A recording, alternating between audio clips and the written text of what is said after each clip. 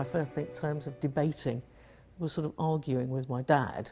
And I remember it really, really clearly because Dad worked as a machinist in a hat factory, and where the men were paid more than the women.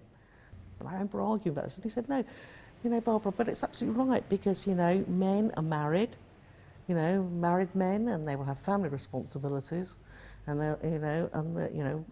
but for women, it's pin money." If they're married as well. And I remember, these amazing arguments. So, conducted in a friendly way. And you have to remember as well, I think, that there was, although I was quite young, I was aware of the civil rights struggle in the southern states of America. I was aware of what was happening in South Africa. So, those were things that I was sort of passionately interested in. So I think that was about. That was certainly, and I think being Jewish as well, and the concern for equality and anti-discrimination were very influential things for me. It wasn't expected I'd go to university, but when I was at school, I think a couple of teachers had sort of suggested, I was always quite interested in going to university, and a couple of teachers expected my parents, and actually my parents were, amazingly supportive, especially given that obviously nobody in the family had.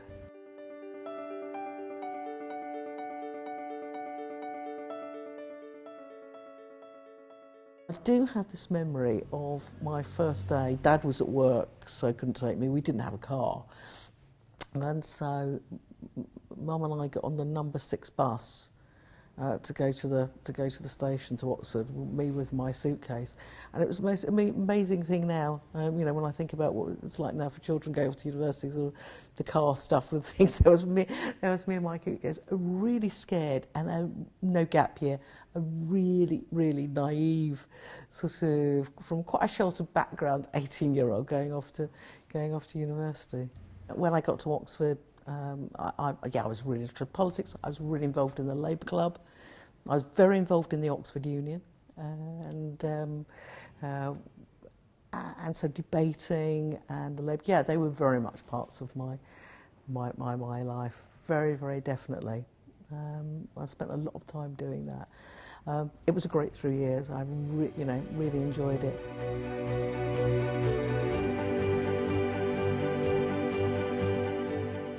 There was one particular case I really remember, which was, I think I was in my second 6 months of pupillage, so I was sent along to do cases, and some of the cases I remember doing were around domestic violence, and I remember representing one particular case, representing a woman where there'd been a lot of violence involved, and it was an ouster injunction.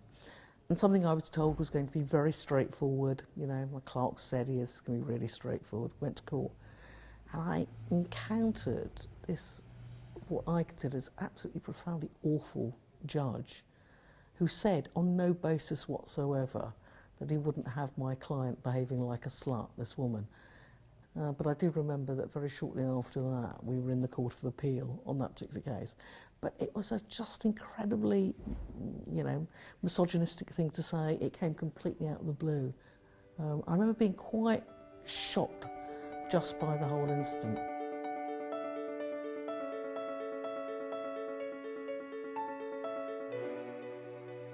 Much as I enjoyed the bar, I really wanted the opportunity to take part in these sort of new radical sort of entities of law centres and really engage with local communities. We thought we were going to change the world, and it was all very radical. We were in, quite a sort of challenging area, of London, where some people were in really difficult circumstances, and we were representing, young people, criminal cases, and I represented this wonderful woman who was a barmaid who had been sacked by working men's club, and throughout the evidence of the employers, one of the employers kept on calling me love and darling throughout this. and there was a woman tribunal chair, and she tore into him at such a rate. So it was quite an interesting thing, but also incredibly wonderful experience, because I would do these advice sessions where people would come with every single imaginable problem that you had to think very, very quickly about how you solve it. So later on, when I became a Member of Parliament and I was doing advice surgeries, it was the absolutely ideal preparation.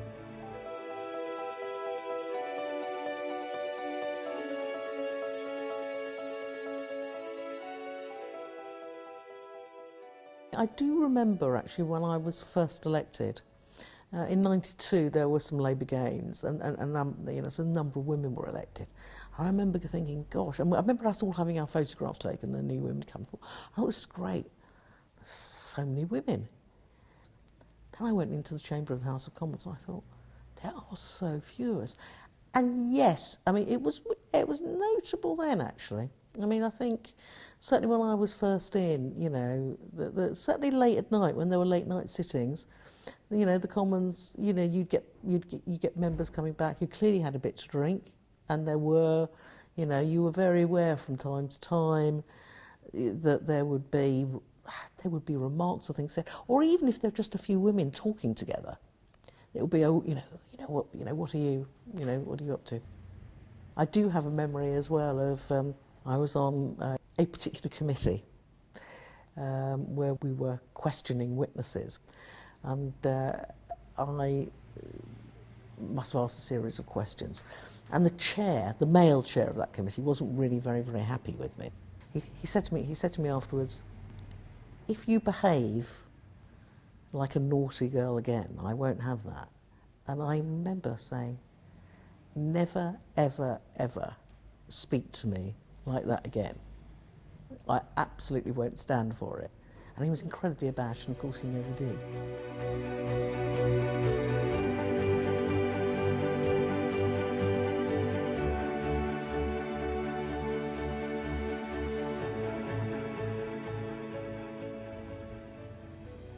I was absolutely delighted to be the Minister for Women and Equalities. It really gave me a great opportunity to do a number of things, particularly around the equalities brief.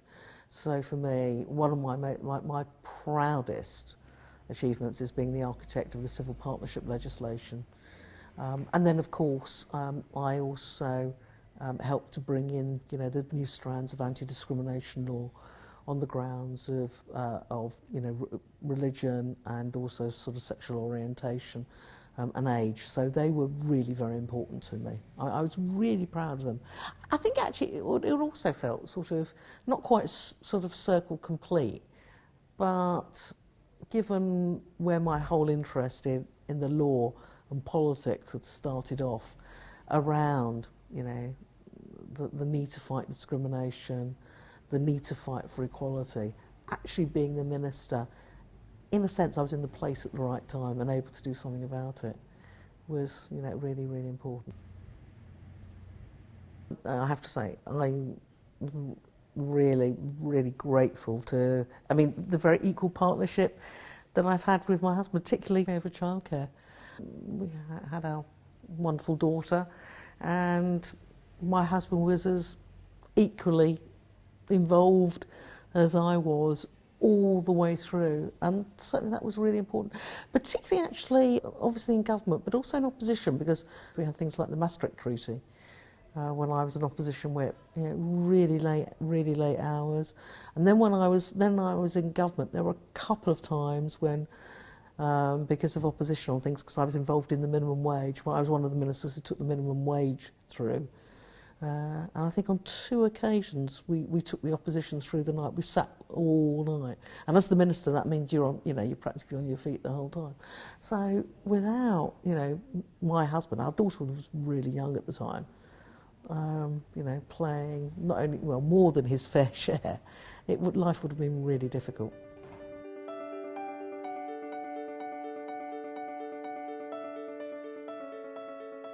I never actually thought of going back into the law. That had been a really happy period, but I'd moved on to other things.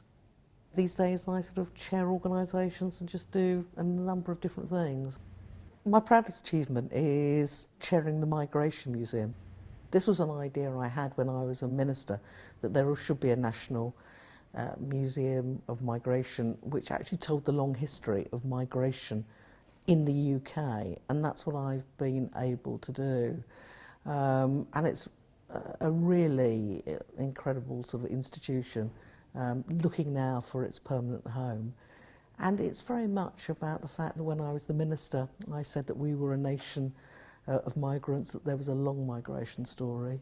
And that's, I hope, what I've been able to do.